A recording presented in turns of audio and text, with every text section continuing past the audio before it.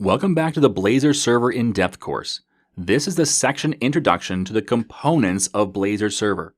In this section, we're going to learn how to work with components, which are the heart of a Blazor application.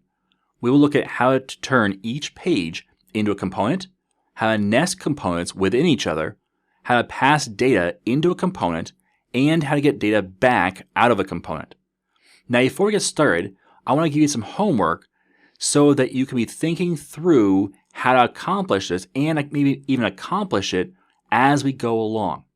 Now, in the section conclusion, I will go over how I would do the homework. So make sure by the time you hit the section conclusion, you've got the homework done. Okay? So let's talk through what is this homework. The homework is to create a Blazor site with the following: a list of components that each show a user's first name and last name, and then have a fix button next to each name that displays a list of name alternatives.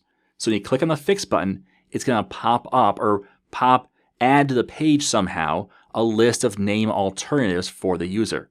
For example, we're going to show the names in first name space last name. But when you click the fix button, it might open up and show first name space last name comma first name, first initial last name, or a number of other options you could do.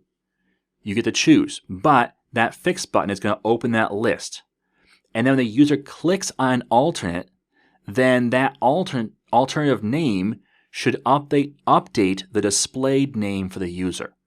So you have this list of names. Let's say it's a company directory. And each name is Tim Corey, Sue Storm, Bob Smith, and so on. But when a user clicks fix next to Sue Storm, it's going to pop up a list of alternatives like Storm, Sue, or S Storm, and so on. Let's say that Sue clicks on Storm, Sue.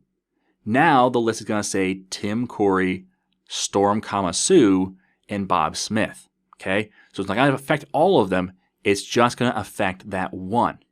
All right, so that's your homework. Now, again, it's probably going to look a little bit daunting at first because that's a lot of stuff to think through. But by the end, hopefully you'll have a much firmer grasp on how to do this. Okay?